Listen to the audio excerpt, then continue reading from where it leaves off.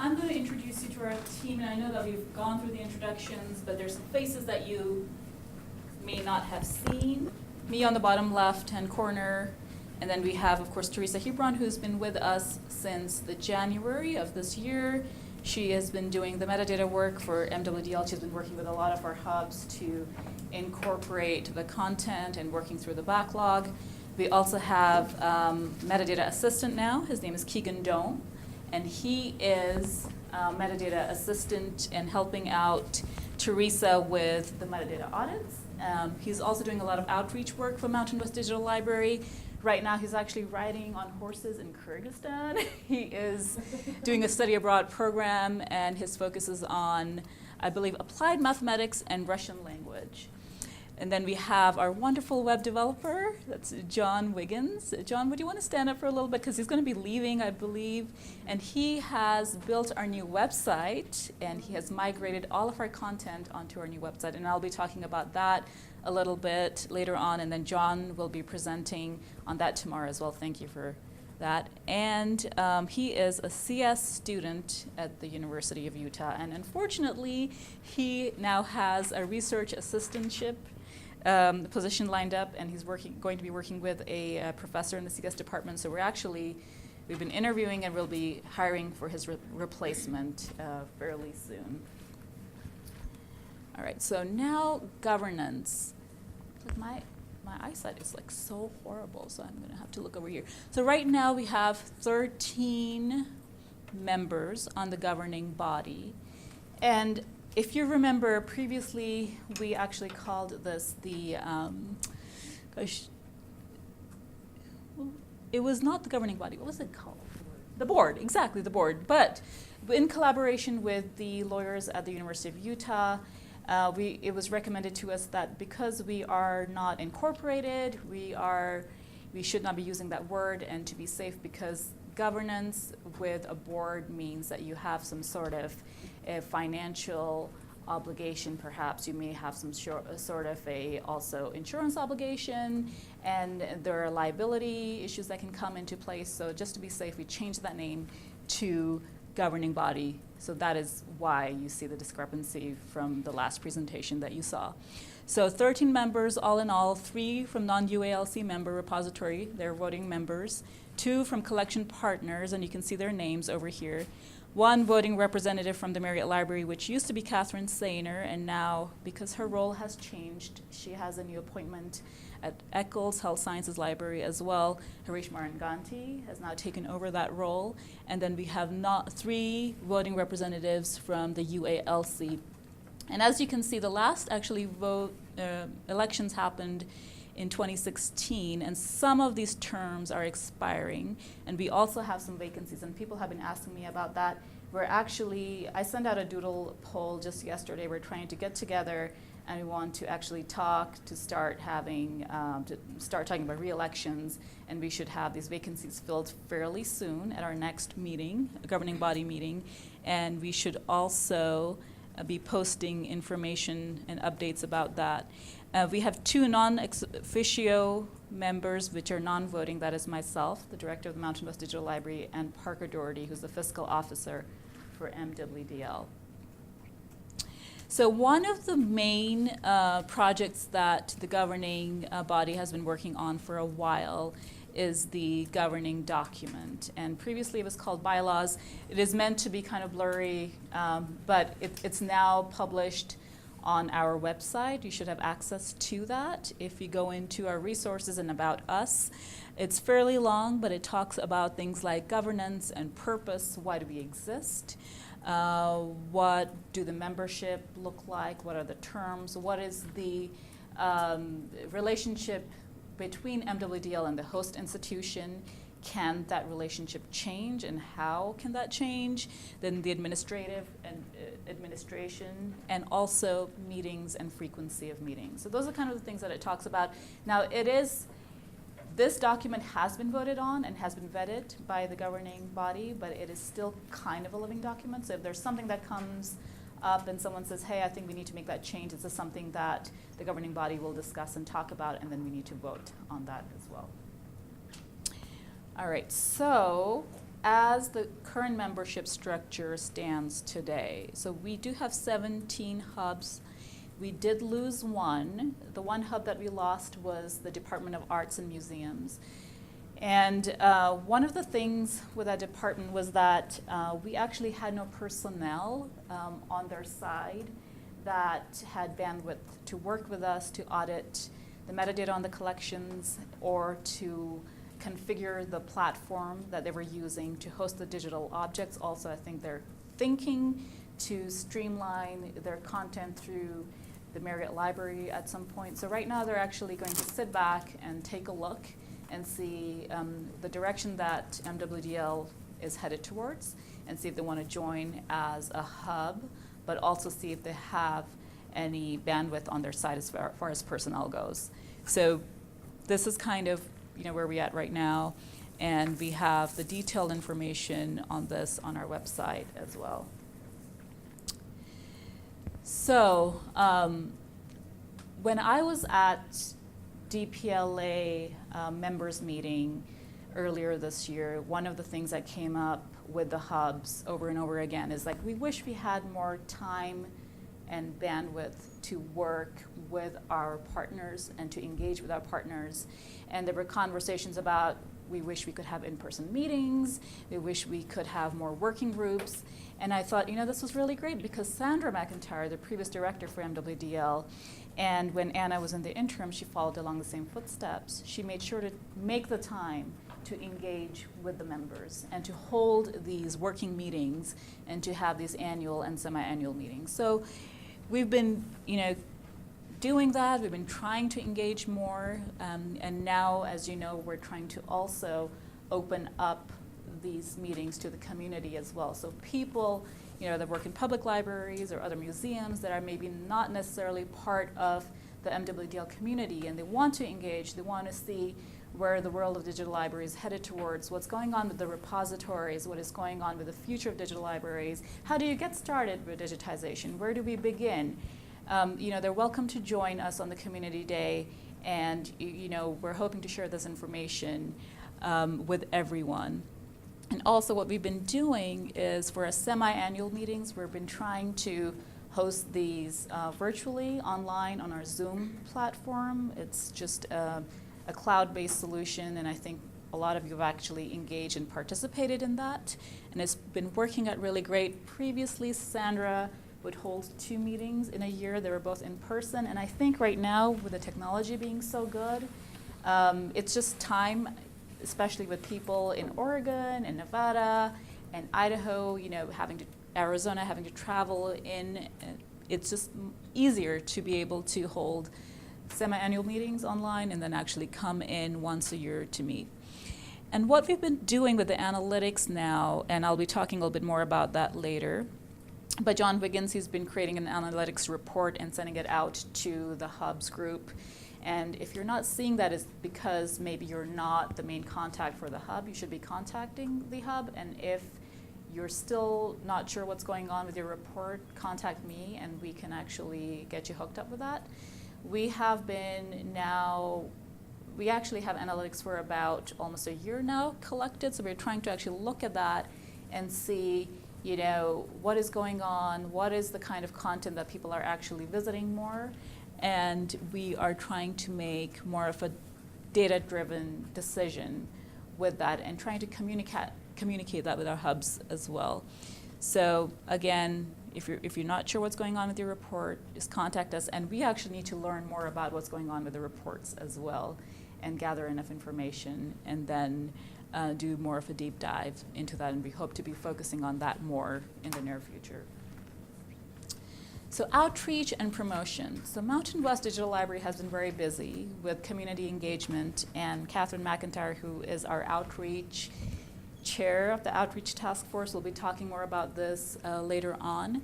But we have been creating promotional materials. We've also been having booth setups at different conferences, especially local conferences. We have been actually interviewed for various different platforms and online family search, genealogy blog. We've also been, we have had some airtime on television, Catherine will be talking more about in a little bit.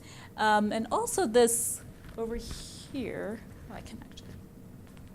this book over here, we were recently at a Roots Tech 2018 conference, and right by us there was a booth, and there was a person there, and he said, "Hey, you guys are from the Mountain West Digital Library?" And I was like, "Yeah."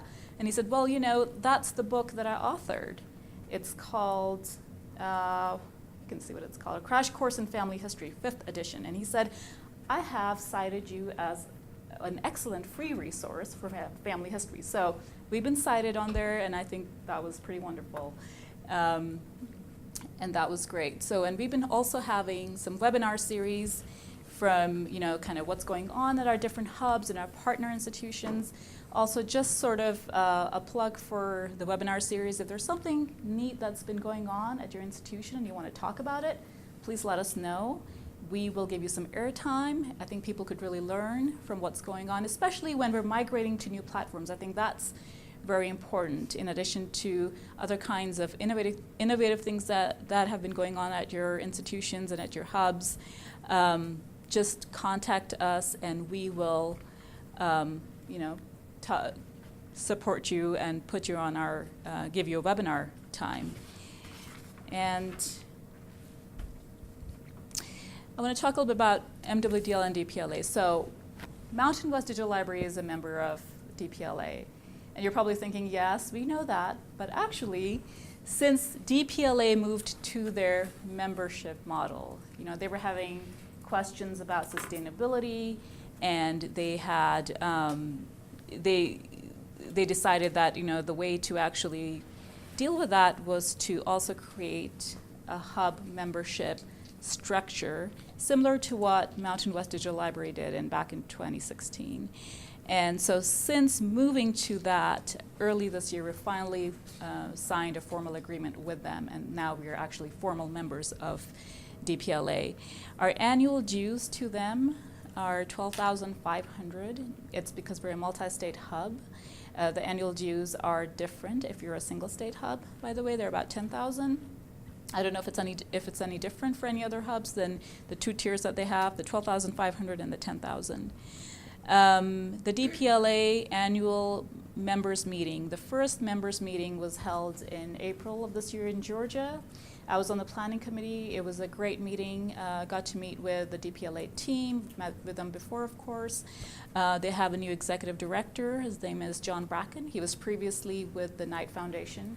And tomorrow we will be hearing from him live also, which is actually pretty exciting. And I hope the technology works for that. All right. Kinza? Yes.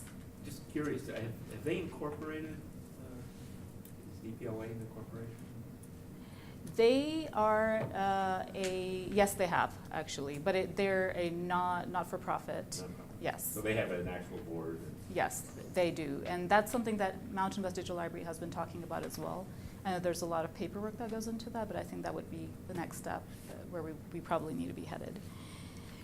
It's a good question. All right, DPLA is very good about sending us their monthly analytics report, and this is kind of what their reporting sort of app looks like. And this is sort of a close view of that. And on the left side, what you're seeing is from the last 30 days. I just pulled this report up yesterday from July 9th to August 9th. And then on the right side is just the 1 week report. And we're actually doing fairly well. One of the questions that I asked Kelsey Shepard at DPLA was, how do we compare to other hubs? And I know previously when I talked to her about this, she said we're doing pretty good, but that was the answer that I got. So I kind of asked her some specific questions, and when I hear back from her, I will be happy to share that information with all of you as well. But it looks like we're getting about, on average, 2,000 visits per month. And they're called active visits, which means that the users that are landing on our pages are not actually moving away when they find what they're looking for. And then we're getting about between 500 to 600 visits per week, and that's what you're seeing on the right side. And we have a little fewer than 100 visitors per day, which is also very good.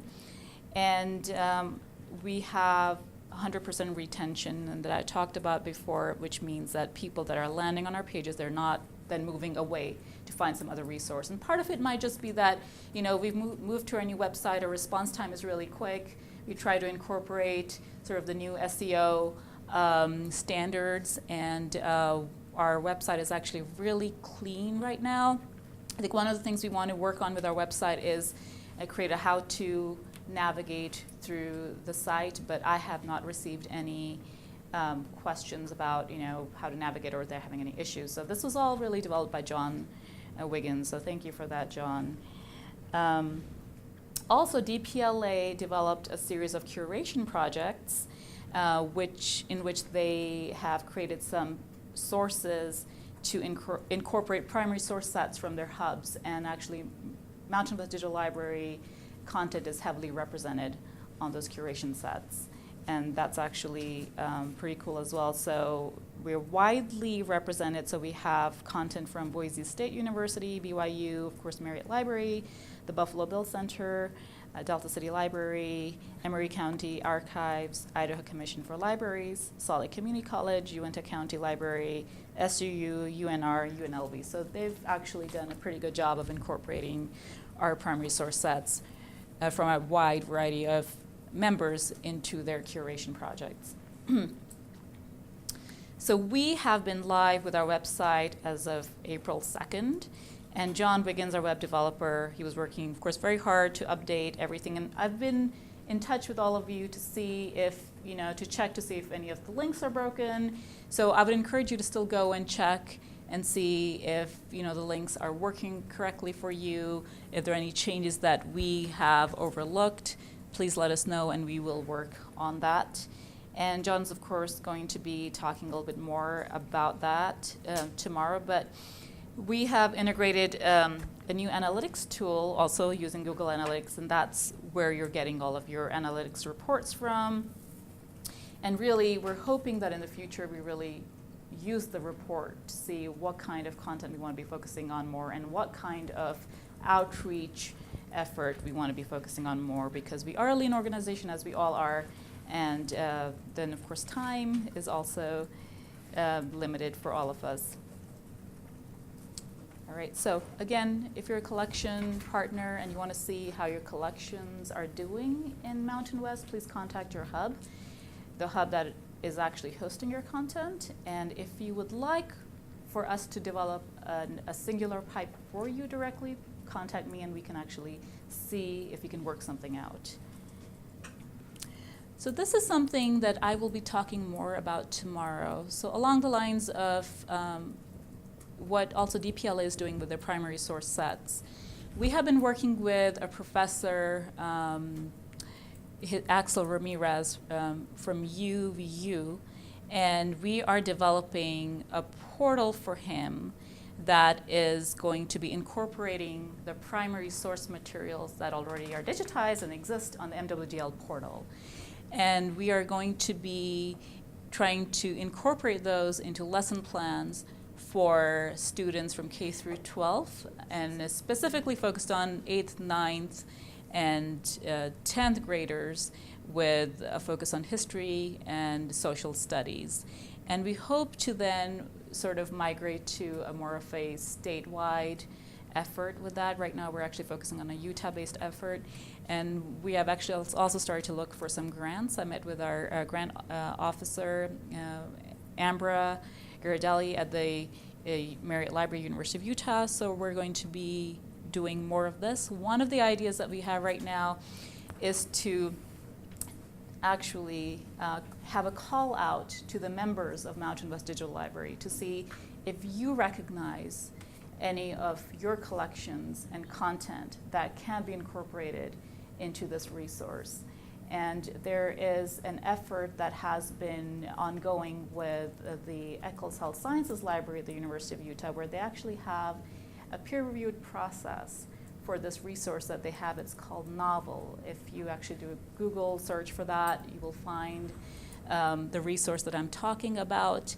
And they are using this resource to educate students. They're using this resource as a supplementary resource for professors to use in their teaching and, of course, then learning.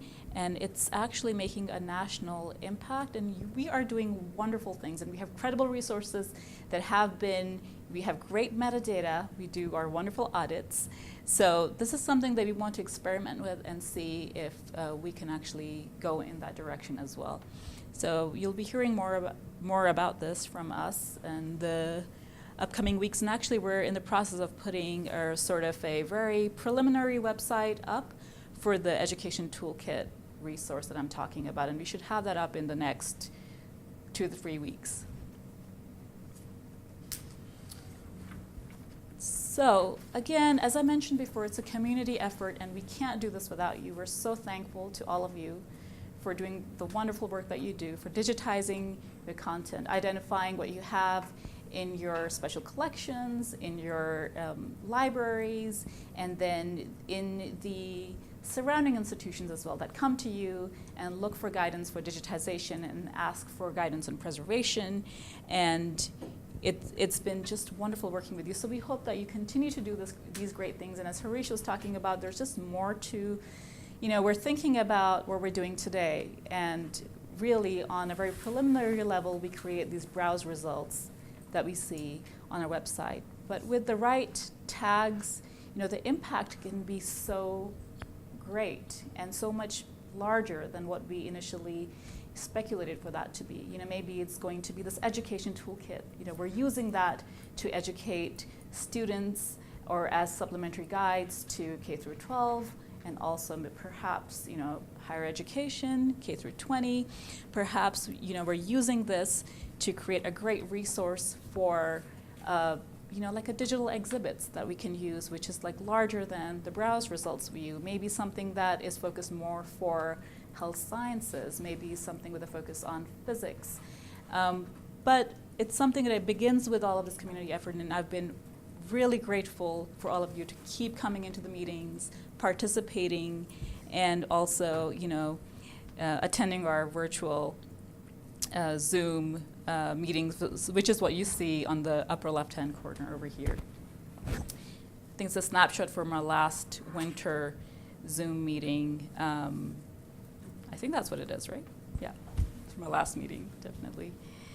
All right, so, we all believe in the value of MWDL, just like MWDL as a hub of DPLA believes in the value of DPLA. But there's also always this question of sustainability. How do we keep doing what we are doing? We are doing great things, but there's a cost to it. And so this is a question that we're also exploring with DPLA as well right now. It's something that all of the hubs are exploring with DPLA. And some of our projects are funded by grants, and the landscape of that is also changing a little bit. So we're all trying to figure out, how do we keep doing this great thing, and how do we sustain this great thing and not give up? So we can only do this with the help of each other and our partnerships and collaboration.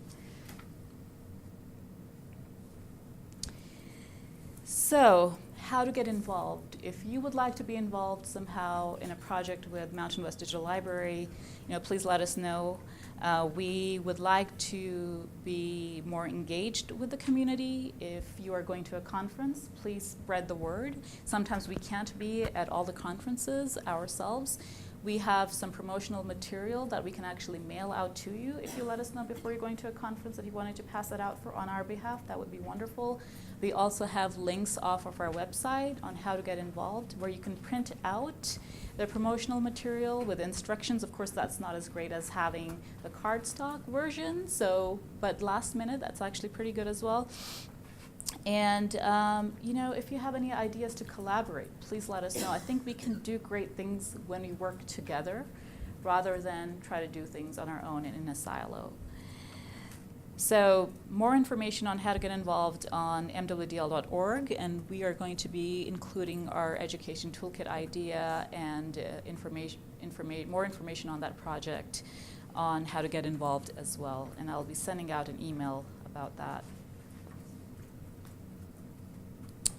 So I just wanted to give a shout out to all of you that are always helping us.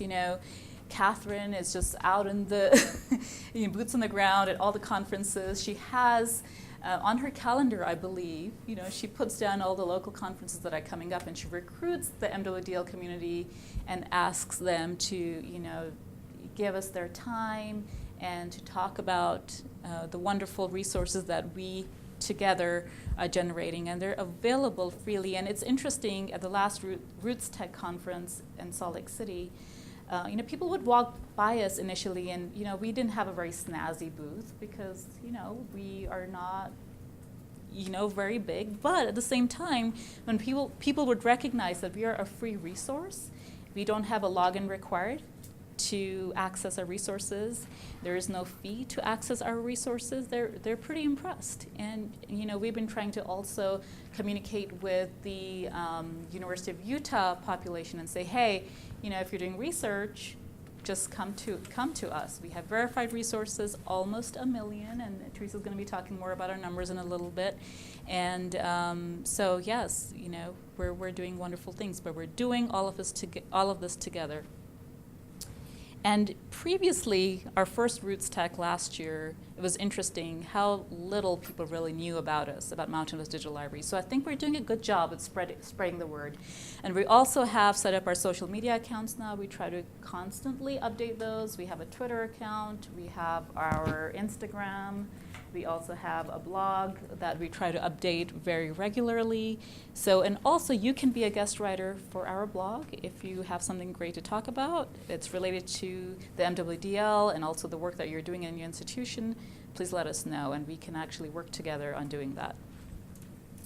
So now I'm going to actually let Teresa come over here and give us an update on metadata. But she has been working very hard, and some of our members that have been moving away from Content DM, before it was like 98% of the people, actually 100% of our members were on Content DM, pretty much. And now as we're slowly growing, we're realizing that perhaps that is not the best fit for us anymore. It worked for us really well for a long time, but now we want to have more autonomy over our content, and we want to have more flexibility over our features. So we've had partners moving into Islandora, to Semvera, previously Hydra, and what else? Solfel, which is the Marriott Library platform. And Teresa's been really great because we were having some issues in trying to figure out how do we format Primo to do what we needed to do to incorporate data from all these other new platforms. And I think we kind of have pretty much no backlog anymore, right? We're pretty much, and we're back to almost 1 million objects, because when we moved to the membership model, we lost some members. We were at 1 million records, and then we went down to 600,000 approximately, and then we're just shy of 1 million again. So I'll let Teresa talk more about metadata stuff. All right, so a brief metadata update. I'm going to do more of a presentation tomorrow, but I know some people aren't able to attend as well on our second day. But as far as metadata is concerned, I like what Ray was saying earlier, that numbers don't always necessarily tell the whole story, but we have been very busy so far in 2018 in terms of getting caught up with some backlogged projects. There is a number of repositories that had added a lot of content that had been harvested in the last year or so. There were some repositories that had been completely changed out. For example, University of Utah launched a new platform mid last year, I want to say, that had not been reharvested until this spring. So to start off with, I just want to give a shout out to our metadata auditing tool. This was something that was originally repurposed from the North Carolina Digital Heritage Center by the previous director, Sandra McIntyre. And she got it up and running in late 2015. And it was originally coded to work specifically with Content DM repositories, but as Kinza was just mentioning, a lot of hubs have switched to other platforms, so there had to be some refactoring, and it was just due for an update anyway. So I updated it this spring, and then we moved it to a new URL. It's now at MWDL metadata.tools.lib.utah.edu. Just rolls right off the tongue. It's MWDL metadata. .tools.lib.utah.edu. But the old version is also still up because we never did build a redirect for it, so I need to talk to someone about that. So if you want to use the old one, it is still around. And I'll do a little bit more of a demo with it tomorrow. This is a picture of its homepage and how it works. But anyway, it uses your OAI feeds from your various repositories to test metadata against the metadata application profile that Mountain West uses to make sure that we have all the data we're looking for and collections that are coming in, that it's mapped correctly. And then we added a feature as well that I'll demo tomorrow that can show you basically how frequently you use different terms in your different fields, which is a little helpful for cleaning up metadata as well. It's pretty easy to use. This is what Keegan uses most of the time when he's doing metadata audits. So it's great that we have it because it makes my life a lot easier. And you've incorporated changes for other platforms as well? Yes, yes. So yeah, as Kinza was saying, we are close to being back to almost 1 million records. So that's thanks to everyone's efforts in this room and more broadly. I know this does not come easy. We're at close to 1 million, and of those, DPLA reharvests about 98% of that content. The difference in the totals is due to a few collections that they have told us in the past that they would rather not have. For example, finding aids is something that they are just not interested in reharvesting because it's not an immediate link to a digital object, a cultural heritage object. So we have a few carve-outs for things that they don't reharvest, but for the most part, all of the content that you guys are providing is going on into DPLA. While MWDL was one of the largest hubs at the time that it joined DPLA, it was one of the original content hubs. Right now we're the 8th largest contributor, and which sounds maybe not so impressive, but when you see the other institutions that are at the very top, we're in very good company. I mean, we're only just behind California Digital Library and I think Texas Portal to History, or what is that what it's called? Portal to Texas History. So we're in good company and we're holding our own. So. As far as partners, right now we have 85 partners with active content, and that's spread across 6 US states, including Hawaii. So I would love to go visit them, but they actually BYU Hawaii came and visited us this spring very briefly, so that was nice to see them. And then of the 16 hubs that we have, 12 of you contributed new collections this spring. So I say that's great, that's 75%. And yeah, as far as major milestones and projects that we've conquered this spring, certainly getting Orange Digital's content in for the first time was a huge one. Yay, hi guys. We had that. Weber State had a very large collection reorganization that had not been processed yet, so that was one of the first things that I worked on. And then obviously the University of Utah Solfal project is roughly half the records we have in Mountain West portal. So that was a ton of work that started before I even got here. Our previous metadata assistant, Avalon Snell, did a lot of work in getting the new set specs up to date and doing a lot of the grunt work really that underlies all of that. So I have to give her a big thanks. And also to Anna, who also patiently held my hand through so many iterations of trying to get that content reharvested. And then we're looking forward, we're doing a couple other projects that are Island Door related for UN Reno. We're just starting that one.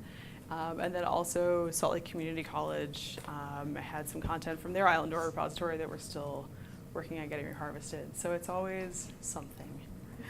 Any questions on any of that? No, okay. I think that is the end of our presentation. We're always available for questions, and yeah. Yeah, thank you so much.